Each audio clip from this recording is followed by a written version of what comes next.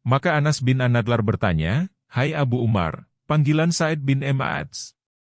Mau kemana?" Sa'id bin Ema'ats yang dipanggilkan dengan Abu Umar itu menjawab, "Aduhai bau sorga. Aku mendapati baunya, tiada seorang pun yang lain." Sa'id bin Ema'ats selalu berperang, sehingga ia tewas. Maka terdapat pada tubuhnya lebih 80 bekasan, di antaranya lemparan panah, pukulan dan tusukan.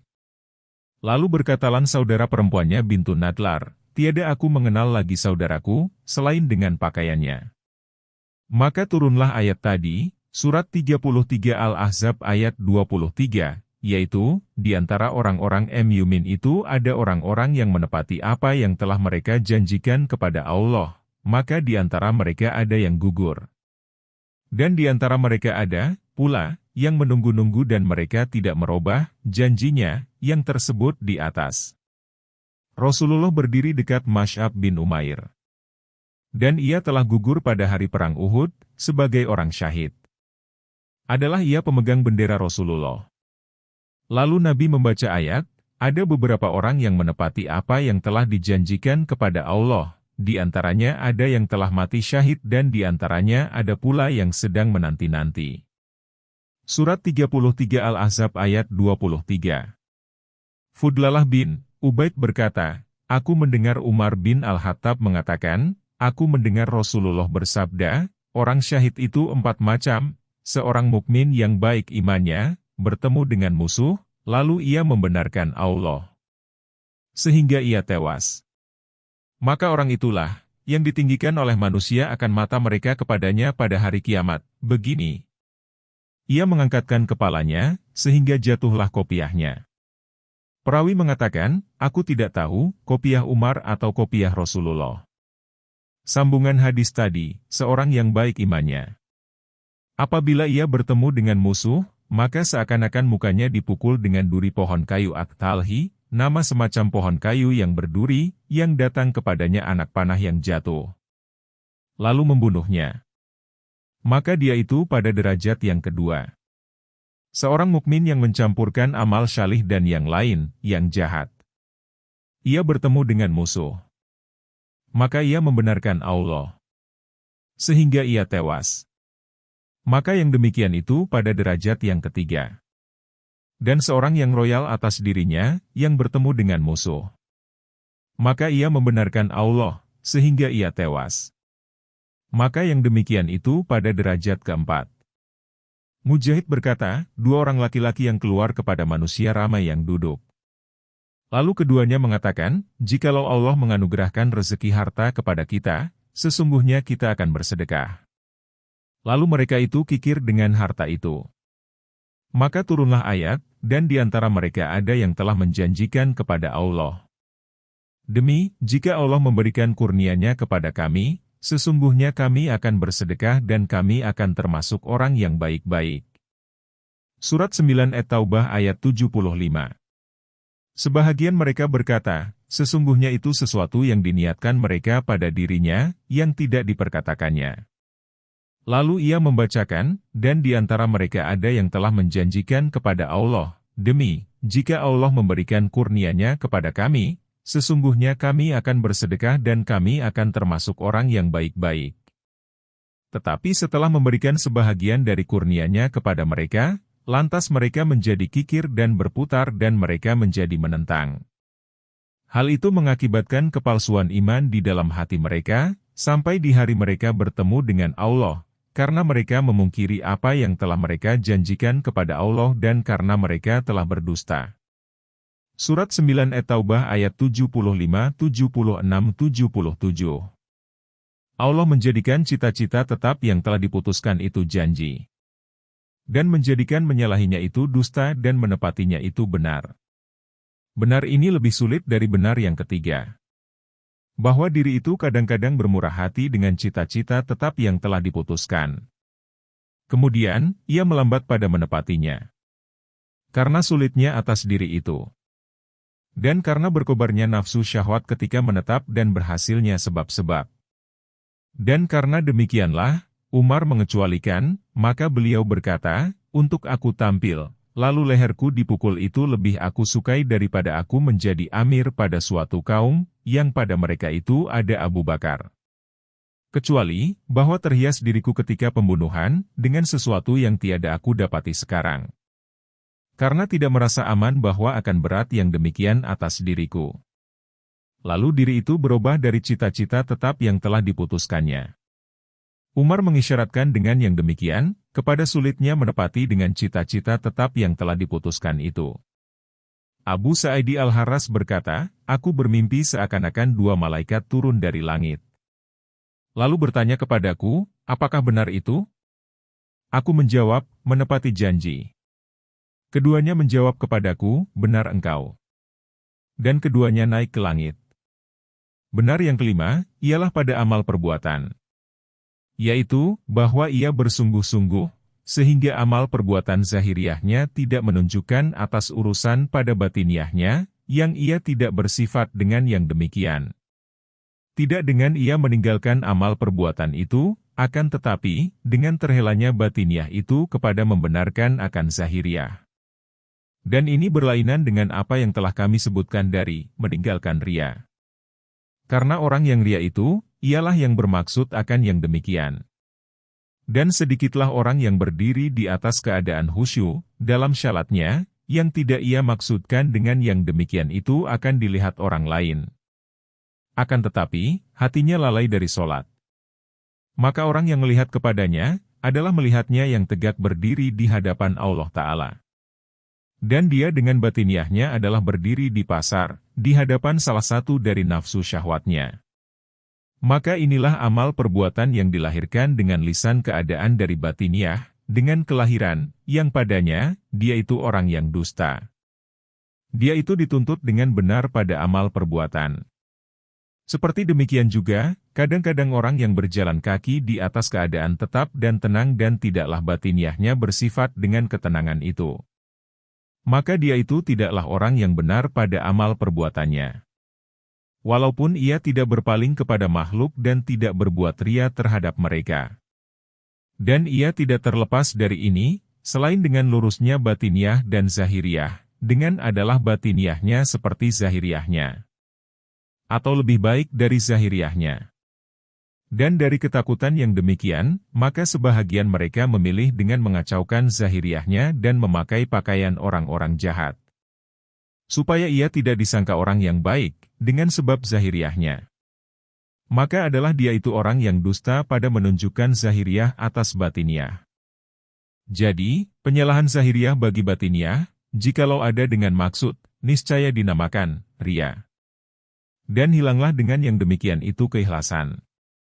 Dan kalau ada dengan tidak maksud, maka hilanglah dengan yang demikian itu benar. Dan karena itulah Rasulullah berdoa, wahai Tuhanku, jadikanlah batiniahku itu lebih baik dari zahiriahku. Dan jadikanlah zahiriahku itu yang baik.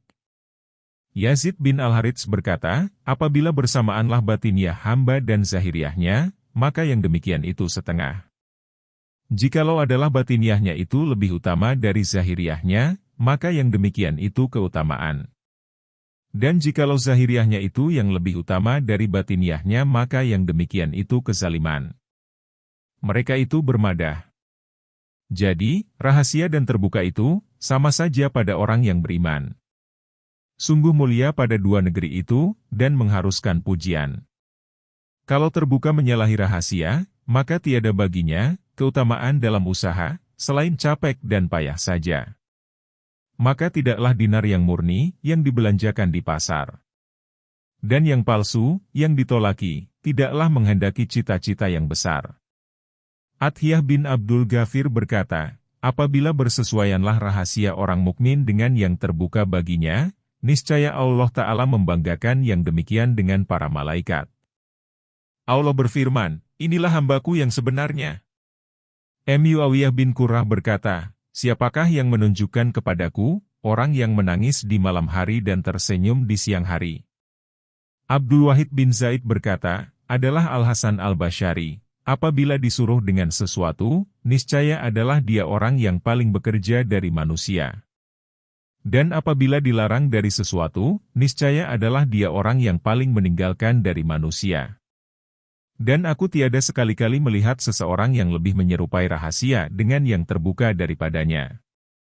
Adalah Abu Abdirrahman Az-Zahid berdoa, "Wahai Tuhanku, aku melakukan muamalah, perniagaan, dengan manusia, pada apa yang di antara aku dan mereka dengan amanah. Dan aku melakukan muamalah, perniagaan, dengan engkau, pada apa yang di antara aku dan engkau dengan khianat." Dan ia menangis.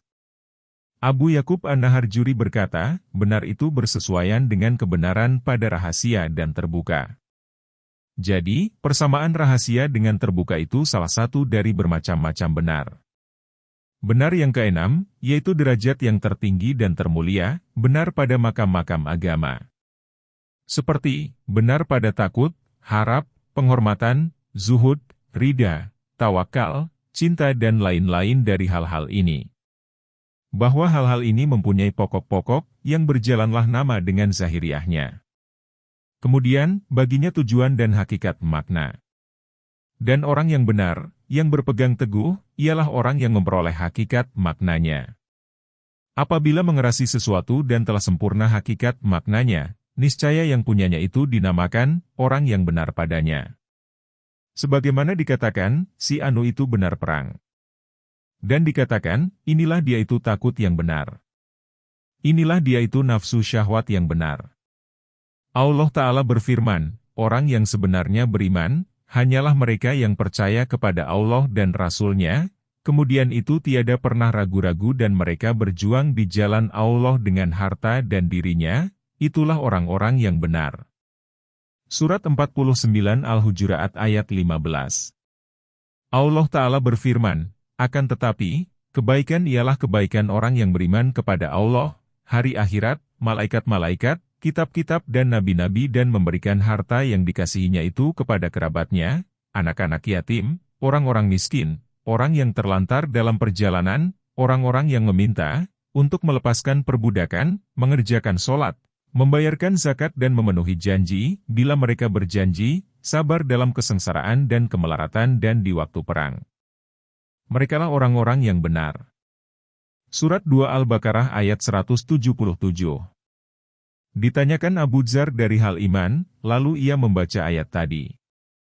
Maka dikatakan oleh orang yang bertanya kepadanya, kami bertanya kepada engkau, dari hal iman.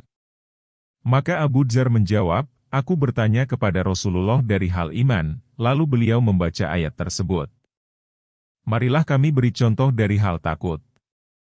Maka tiadalah seorang hamba yang beriman kepada Allah dan hari akhirat, melainkan dia itu takut kepada Allah, dengan ketakutan yang berjalan kepadanya nama takut. Akan tetapi, takut yang tidak benar. Artinya, tiada sampai derajat hakikat makna takut.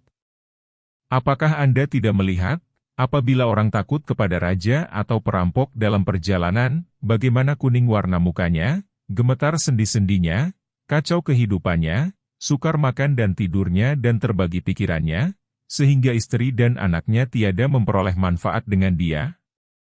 Kadang-kadang ia terkejut dari tanah air, lalu ia berganti dengan keliaran dari kejinakan, kepayahan dan kesukaran dari ketenangan dan tertimpa dengan bahaya-bahaya. Semua itu, karena takut dari memperoleh yang ditakuti. Kemudian, ia takut kepada neraka. Dan tidak lahir padanya sesuatu dari yang demikian, ketika berlakulah maksiat padanya. Dan karena yang demikian, Nabi bersabda, aku tidak melihat seperti neraka, yang tidurlah orang yang lari daripadanya. Dan tidaklah seperti sorga yang tidurlah orang yang mencarinya. Pentahkikan pada hal-hal ini adalah sukar sekali. Dan tiada penghabisan bagi makam-makam ini, sehingga tercapai kesempurnaannya.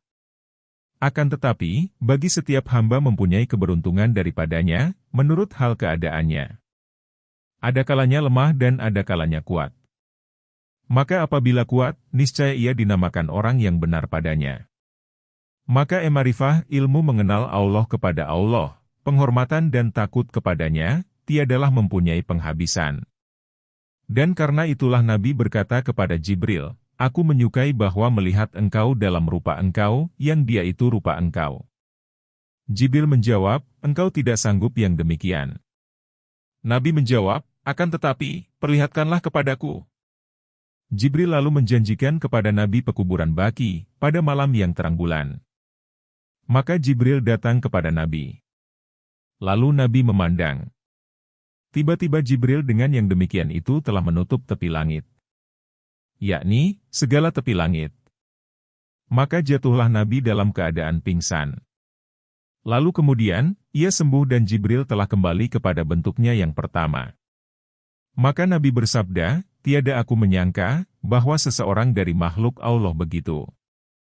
Jibril bertanya, bagaimana jikalau engkau melihat Israfil? Bahwa alarasi itu di atas bahunya. Dan dua kakinya tembus di bawah lapisan bumi yang paling bawah. Dan dia menjadi kecil dari kebesaran Allah, sehingga ia menjadi seperti al-wasya. Yakni, seperti burung pipit yang kecil. Maka perhatikanlah apa yang menudungkannya dari kebesaran dan kehebatan, sehingga ia kembali ke batas yang demikian. Dan malaikat-malaikat yang lain tidaklah seperti yang demikian. Karena berlebih kurangnya mereka itu pada mengenal ilmu Allah. Maka inilah dia itu benar pada pengagungan. Jabir berkata, Rasulullah bersabda, aku melalui pada suatu malam, yang aku diisrakan. Dan Jibril di alam arwah yang tertinggi, seperti pelana yang basah, dari ketakutan kepada Allah Ta'ala. Yakni, pakaian yang diletakkan di atas punggung unta. Demikian juga para sahabat, adalah mereka itu orang-orang yang takut. Dan tidak adalah mereka itu sampai kepada ketakutan Rasulullah.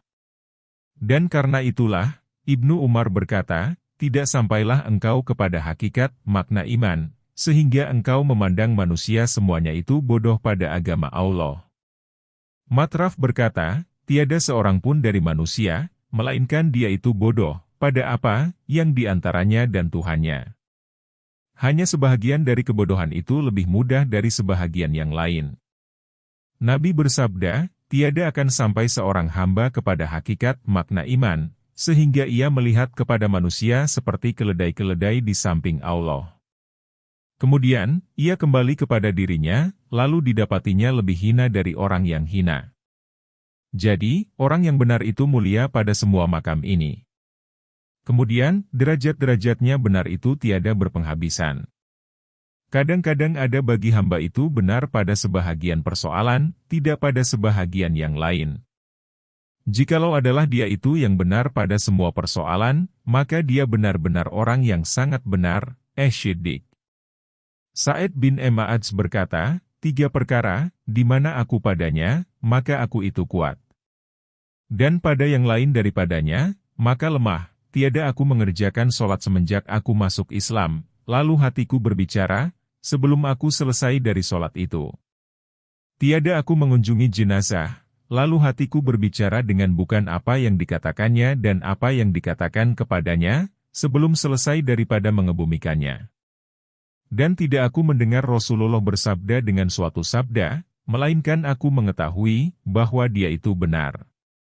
Lalu berkata Ibnul Musayyab, tiada aku menyangka bahwa semua perkara itu berkumpul, selain pada Nabi.